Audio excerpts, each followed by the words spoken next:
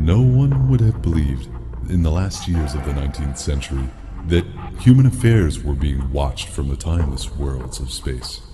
No one could have dreamed that we were being scrutinized as someone with a microscope studies creatures that swarm and multiply in a drop of water.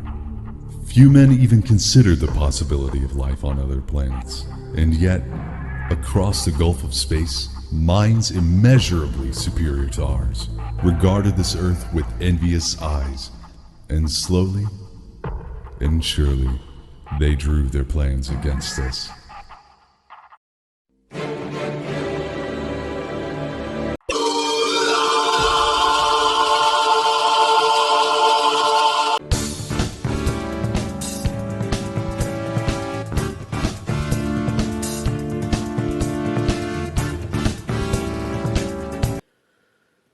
I have a bit of history with this mini-series, because when I first found out that the BBC was making a quote-unquote accurate adaptation to H.G. Wells' War of the Worlds, I was excited, because the only thing we had at the time leading up to this was, of course, the 2005 Spielberg movie, which was just the 9/11 allegory, whiny dad running simulator. The Pendragon War of the World. If you don't know what Pendragon Pictures is, they actually upload the entire video to YouTube. If you can't find it, then you'll find the trailers for it, which was low budget, but at least accurate to the book. And then finally, the Asylum's version, which, the less I say about that, the better. I'm still confused over that. Still have conflicting feelings about that. And then finally, mind you, we have War of the Worlds Goliath, which, really good. Legitimately actually good. A good sequel. And of course we had comic books, we had all sorts of things leading up to this. But when this finally happened, when the first trailer was released for this thing, I was hyped. Many others were hyped about it, especially when they had fucking Rumpelstiltskin from Once Upon a Time in this thing. I was excited. And then the first episode dropped, and I should have seen the warnings. I should have seen it. I should have seen the red flags, but I didn't. The tripods were great. The brutality of the Martians, great. I mean, hell, there's a scene where a baby is crying, and the Martians literally unleash on it with a goddamn heat ray. They were not holding back. The actual uniforms and the weapons of the period, correct. The fucking... the Thunder Child was seen, was correct. I was excited. And then, the second goddamn episode came. And here's the thing, ladies and gentlemen. This was supposed to be a 3-episode series.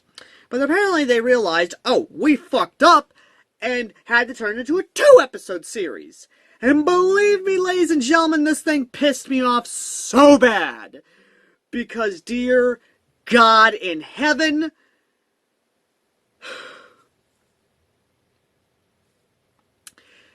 the second episode is where it pissed off a lot of people.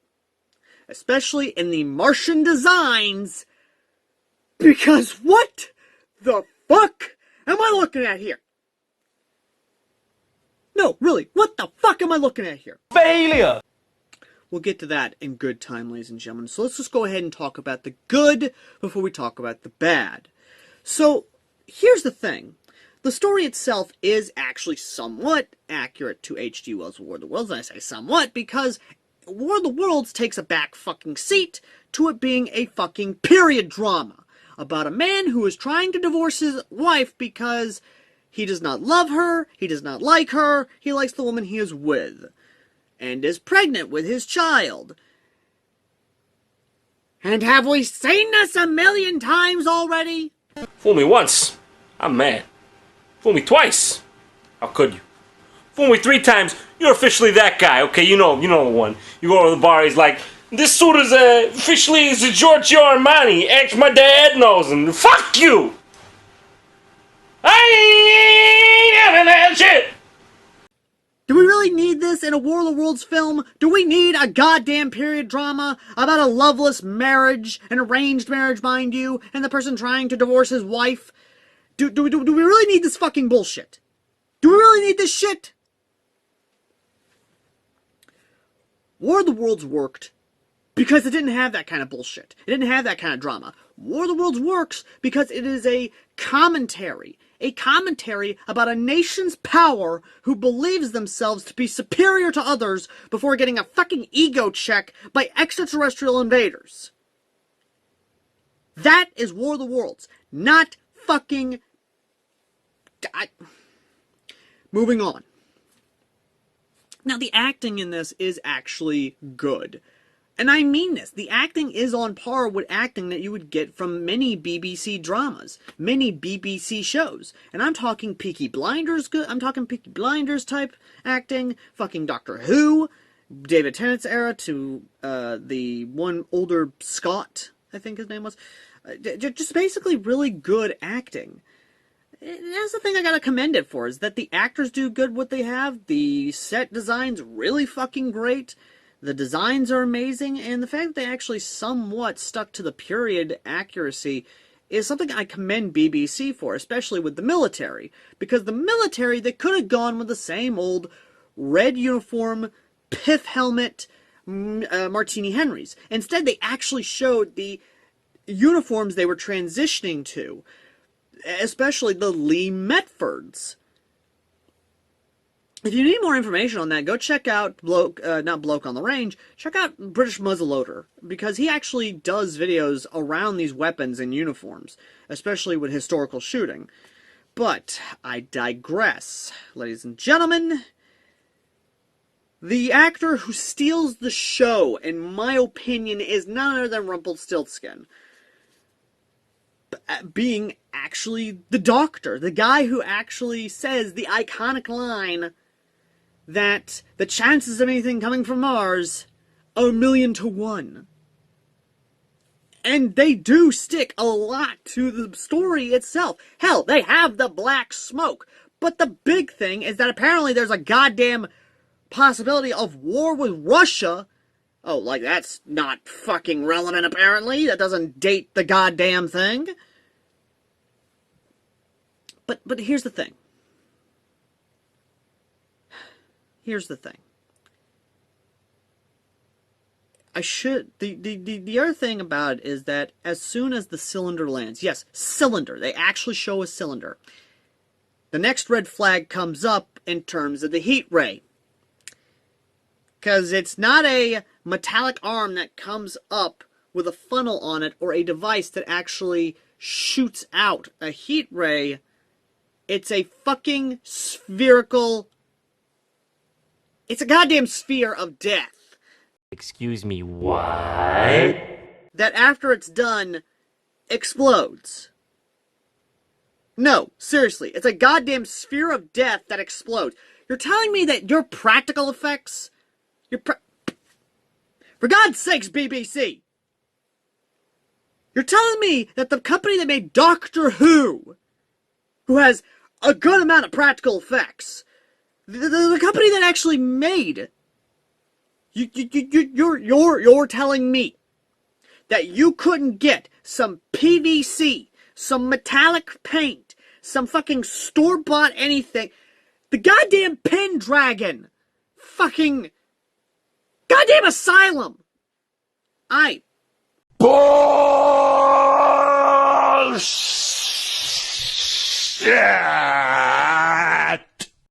Look, that's one of my main issues with this goddamn thing. But moving on. After the heat ray death, of course, that's where the story does pick up.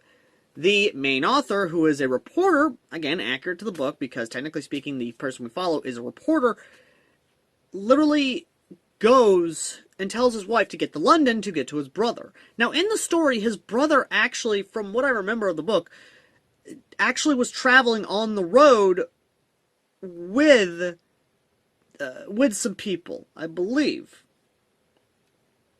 Again, it's been a long time. I need to reread the book itself, but it is one of the things. Anyway, But here's the thing. His brother actually works for the Ministry of Defense, or at least he works in the ministry. So, or at least in Parliament, I guess I should say. Anyway, semantics by this point. Semantics. Basically, the main woman character is going off, and she meets with him, and this is where shit starts diverging greatly. Again! The main big divergence, ladies and gentlemen, is that the girl does not get on a steamboat out of England. Nah, she doesn't. She doesn't get on a steamboat out of England. Instead, she stays behind along with the brother character and the husband character. And this is where the things go downhill, because before we get into that, I just want to kind of point out something here. They actually do the attack on London good. The black smoke is a big thing, although once again there's some allegory in there, because of course there's some fucking allegory about biological and chemical weapons and all this other stuff, and oh, chemical weapons are bad, we can't use them. That's not the So we get to this point where shit deviates, because I haven't talked about the future segments. Excuse me, the fuck did you just say? Oh yes, the future segments. The ones where we actually get to see the future, quote-unquote, present day of what is happening to Earth. And that is where we actually get to have a little bit of coolness about this, because this is actually kind of cool. We never actually see the effects of the aftermath of the invasion. Now, of course, War of the Worlds Goliath and the sequel comics that were made actually don't really talk about the red weed. Instead, it says that the red weed really didn't have any effect on the planet, and we were able to basically reverse engineer the technology and actually be on par, or at least get a fighting chance against the Martians. This one, it says that the red weed, as well as the crystals it produces, are choking out the planet and killing it. And the only places where you can grow food, or at least any kind of produce, are of course graveyards. Now, we both know why that is, because of the bacteria and really the things that killed off the Martians. However, if I remember correctly, that same bacteria that killed the Martians was supposed to kill the red weed also, because the red weed is native to Mars, not Earth, meaning that it should be susceptible to the same stuff. But you know what? Plot convenience. Anyway, Rumpelstiltskin is still alive and actually talks about how that everyone's going to die, basically. People are dying because people are going to starve because they can't grow enough crops. He was in America. He traveled the world basically to see what was going on, and tells that essentially, literally, America, the crops are dying. There is no massive crops from America. There's nothing going on. I mean, hell, we even see some British propaganda still talking about how the soldiers actually valiantly fought off the Martians. Now, again, I would not have a problem with this if it didn't feel rushed. Because that's exactly what it felt like. It felt like it was being rushed along, and that should not be a thing, ladies and gentlemen. Shouldn't be a thing. But yet it is. And then we get to the main problem of the story. The big thing that everyone and their mother points out. How the Martians actually died.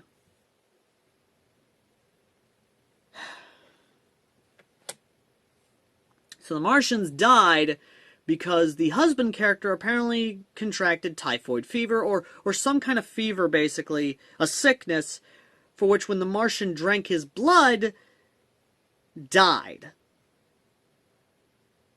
Not over a course of days after, they came to our planet, breathed our air, drank our water, drank our blood. No. All came because of one guy who got sick, and I can't even. Because, of course, can't just, okay, let me just say this now. I've been holding this back for a bit, because honestly, I would have been okay with this. Yes, I know. I would have been okay with the period drama. I would have been okay with the lack of the heat ray. The arm, I'm okay with the Martian designs, because honestly, they do look actually very intimidating. I would have been okay with everything else, going to the future, and seeing the effects of the red weed. I would have been okay with all of it. Except for one goddamn thing. And I stated earlier in the video, what the fuck is this? No, really, what the ever-living hell is this? This is supposed to be the Martians? This is the best you could come up with, BBC.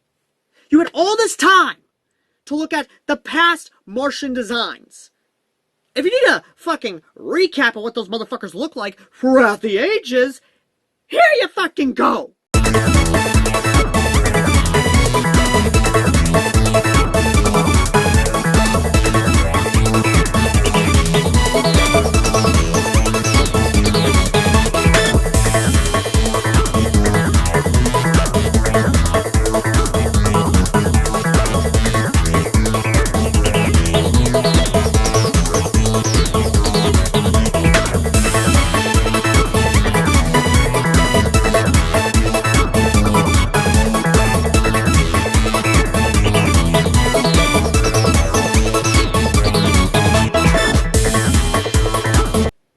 The Martian designs are iconic because of the Martians.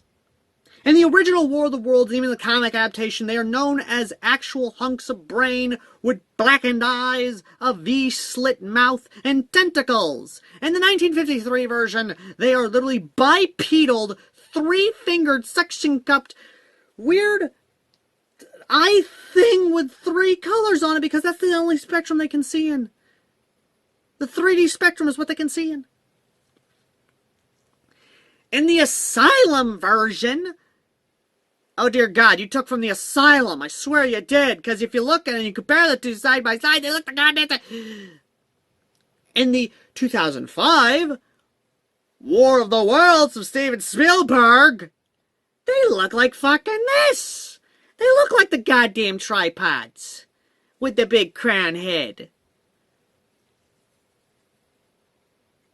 In every adaptation of War of the Worlds, the Martians made sense.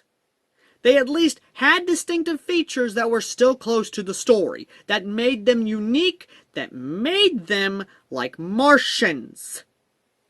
This,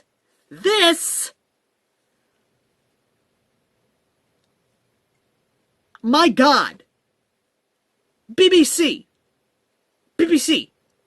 you did Doctor Who, for God's sakes. You made practical costumes for fucking Doctor Who. You made practical alien effects for fucking Doctor Who. Jesus Christ. Do I need to point out... Nate, you know what? Fuck it. I'll let the comments section do that. To the comments section. Point out every single practical effect, or at least how they could have done this better. Because you're telling me that you couldn't make a proper Martian, and instead you went full-on CGI? You're telling me you couldn't do some sort of practical effect? Is this what you're telling me? The company that brought us Doctor Who couldn't do this. The company that made a fucking Dalek. I mean, Jesus Christ, the Daleks are actually fucking more accurate to the goddamn Martian description than your fucking Martians, which are basically three-legged lumps of flesh with no distinctive features that drink like goddamn mosquitoes, instead of having a specific machine that is made to extract the blood from the victims. This is what you're telling me.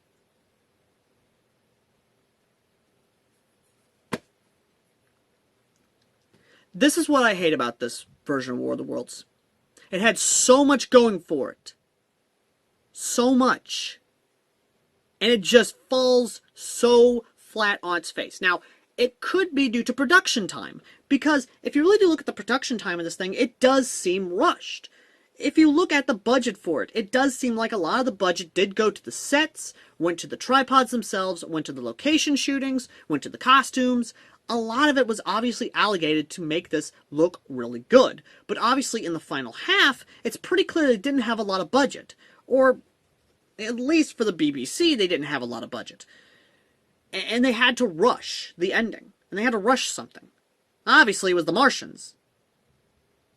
Like, that's obviously what you rushed. That's obviously what you decided to just cut the budget on, was the fucking Martians. Is that what you're goddamn telling me? Look, I still like this. I mean, yeah, okay, it's bad, yes. But at least it's not as bad as other adaptations. And at least they cared about this. Legitimately. All the posts that you see about this, all the posts from the actors, everything of that nature, and it's clear the actors on screen are actually putting their all into this. So I can forgive them for that. What I cannot forgive is them cheaping out on the fucking... I'm still hung up on the Martians, but I'm sorry. I really am. How could you fuck up this bad? Anyway. I would continue on this, but I'm not. So, ladies and gentlemen, that's it for War of the Worlds Month, the grand finale. And as always, ladies and gentlemen, I've been Airsoft Al, the common man's airsofter, who reviewed a lot of War of the Worlds media. And I ask you, ladies and gentlemen, to consider letting me know in the comments section what you think of War of the Worlds from the BBC. Do you believe, as I do, that it was a mixed bag, a missed opportunity, bad decisions, a rush job? Let me know in the comments section. And as always, ladies and gentlemen, if you want to help donate to the content we produce here, then please consider doing so. Because it's folks like you that actually help make what we do here possible. Because without your support, we wouldn't have been able to make this entire month possible. Without those who actually are part of the community, we wouldn't be able to do this. And much like you guys, when I return next time in November, or at least in November of 2022, things will go back to normal.